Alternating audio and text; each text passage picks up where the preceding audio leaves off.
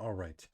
Conjureth's second album, Parasitic Chambers, is, gosh, I think it's the best thing they've released yet. I really like their first demo.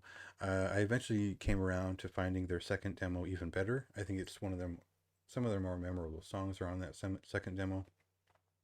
And then their first album was just pretty solid. It made good on the promise of their sound. It's sort of like people who they want to play like late 80s death metal, but they can't help but just be too good at their instruments, so they sound like a 1993 death metal band, or maybe 92 because there's an element of thrash in there. And so they've leaned into their strengths here on the Parasitic Chambers. And what I mean is they've cranked up the speed a little bit. They've put a lot more riffs into each song. They've hit at a lot of shorter 3 to 4 minute songs, and they've kept their sort of big doom metal moment for the end of the album.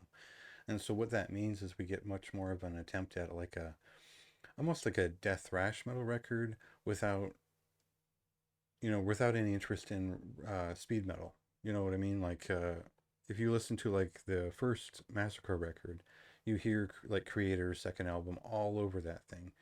But this, we're not, we don't hear that backbone of death or thrash metal or nascent death metal. We hear the influence of more sophisticated death metal acts of the late 80s influencing their sound. So for me, a steady stream of riffs that hits this fast and sounds this nice, that's more of like a sinister thing. It's more of a monstrosity thing. It's a little bit brutal. It still manages to cut riffs like a Dark Angel kind of would.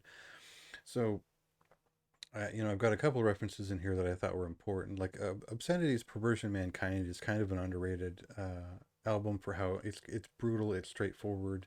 It has a certain tonality to it, which I felt kind of matched the way that I felt when I listened to this record, where there's still a bit of thrash in that sound, in that early '90s death metal sound, but you're still getting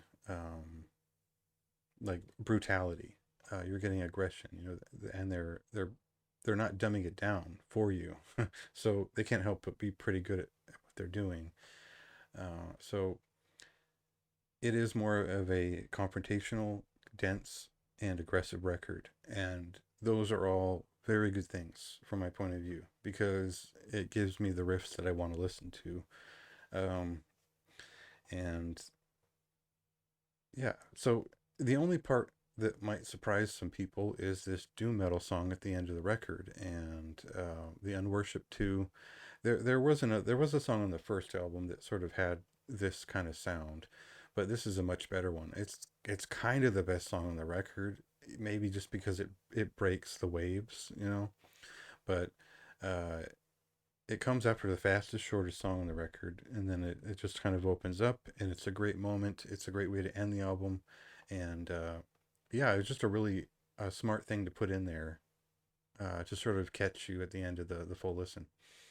So kind of a messy review. I was very tired when I wrote it, but you get the idea. It's riffs and it's death metal and it's good and it's old school death metal. So that's everything I like, and I've been listening to it nonstop since it showed up. So see if that's your kind of thing. There are some more details in the review, and pick it up if you see it.